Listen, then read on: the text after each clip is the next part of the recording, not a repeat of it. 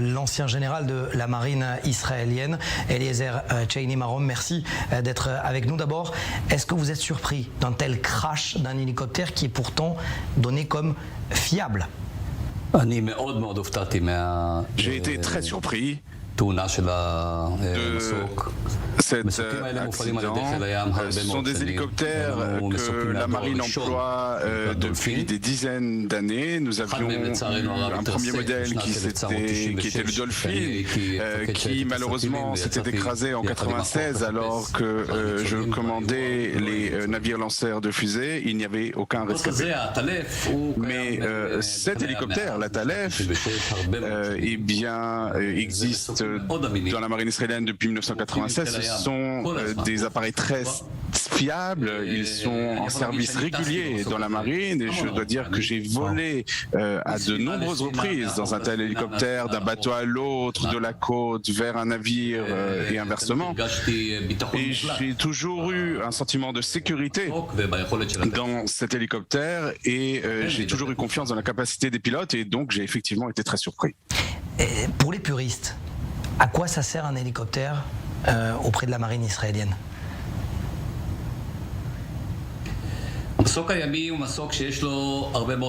L'hélicoptère marin a beaucoup de capteurs, se trouve à bord du navire et lorsque le navire arrive dans la zone de combat, on fait décoller l'hélicoptère, il se dirige en direction de l'ennemi et avec ses capteurs, il peut découvrir au-delà de l'horizon, voir où se trouve le navire ennemi.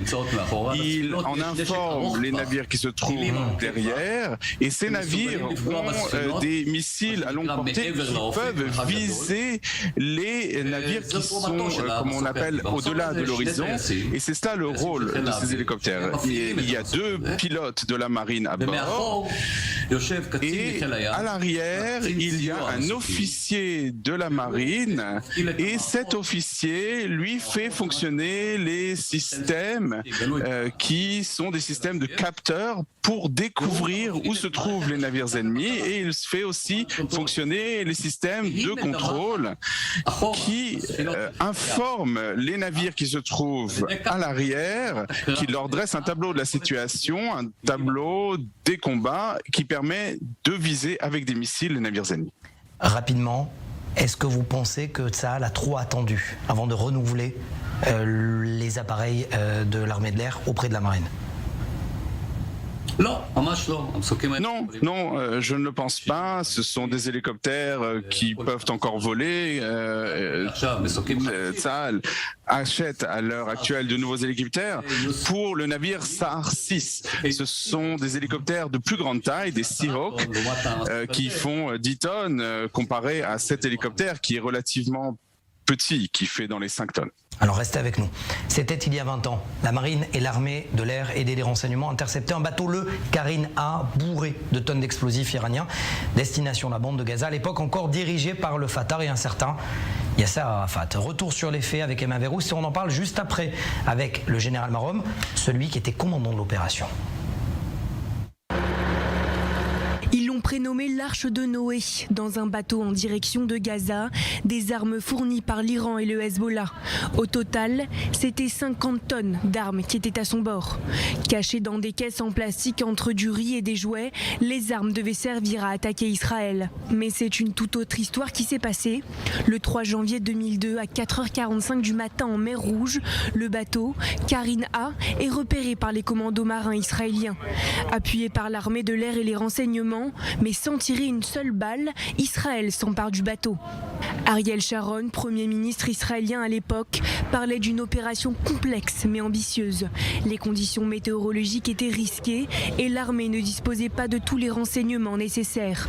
Cette opération était surtout l'occasion pour Jérusalem de prouver l'implication directe de Yasser Arafat, alors président de l'autorité palestinienne dans ce trafic d'armes terroristes. Mais selon les renseignements israéliens, le lien entre les organisations terroristes, l'Iran et Yasser Arafat était indéniable au cœur de la deuxième intifada. Une occasion aussi pour Israël, selon Ariel Sharon, de montrer à l'administration Bush le vrai visage du leader palestinien.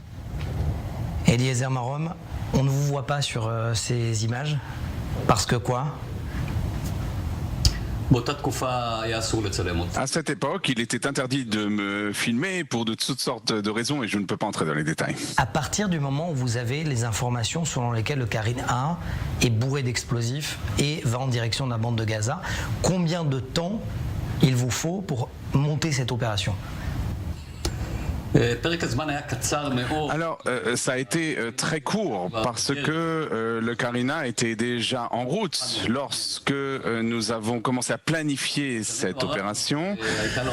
Et heureusement, il y a eu une avarie à bord du Karina et le bateau a dû entrer dans un port au Yémen pour réparer son générateur électrique.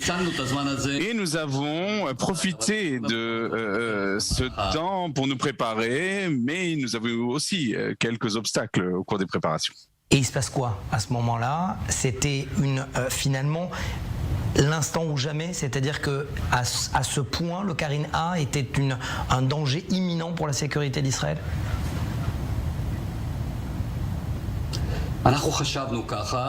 Nous le pensions en tout cas, et je n'étais pas le seul. Le chef d'état-major Shaul Mofaz pensait la même chose, ainsi que tous les officiers supérieurs de Tsahal, et nous avons décidé d'agir. En fin de compte, le chef d'état-major a décidé que nous opérerions en mer Rouge et pas dans la mer Méditerranée, et nous avions décidé d'utiliser des petits navires parce que c'est ce que nous avions à la base marine d'Elat.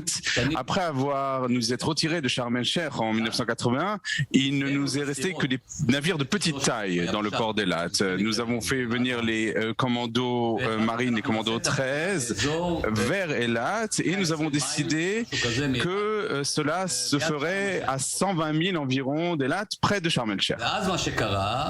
Et ce qui s'est passé à ce moment-là,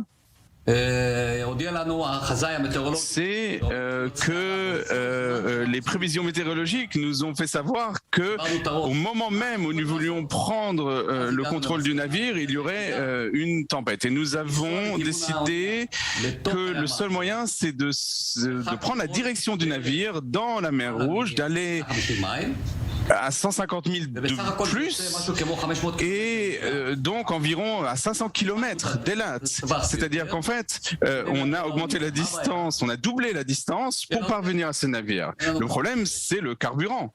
Nous n'avions pas assez de carburant pour y arriver, donc on a improvisé, on a mis des barils de carburant à bord des petits navires et on avait un remorqueur du port d'Elat qu'on a transformé en bateau réservoir, et on a fait un calcul et on est parvenu à la conclusion qu'on arriverait au navire avant la tempête, en pleine mer Rouge, mais avec les dernières gouttes de carburant. Les dernières gouttes de carburant nous permettraient de rentrer à Elat. C'est une histoire, c'est un roman fou. Il me reste quelques secondes pour vous dire que si ce bateau a été arraisonné, combien d'autres ont réussi à passer entre les mailles du filet ? Je n'en sais rien, personne ne le sait. Il est possible qu'il y a eu des navires qui n'aient pas été interceptés. Je ne peux pas le dire avec certitude. Je ne peux pas dire avec certitude que nous ayons intercepté tous les navires. Mais je peux vous dire que les Iraniens n'ont pas réussi à faire passer beaucoup de navires par la mer parce que nos renseignements étaient excellents à l'époque. Nos renseignements sont encore excellents d'ailleurs. Mais nous ne permettront pas aux Iraniens de faire de la contrebande d'armes de qualité à aucun acteur qui veut s'en prendre aux citoyens d'Israël. Merci, Général Eliezer Marom, ancien commandant de la marine israélienne. Merci d'avoir été avec nous.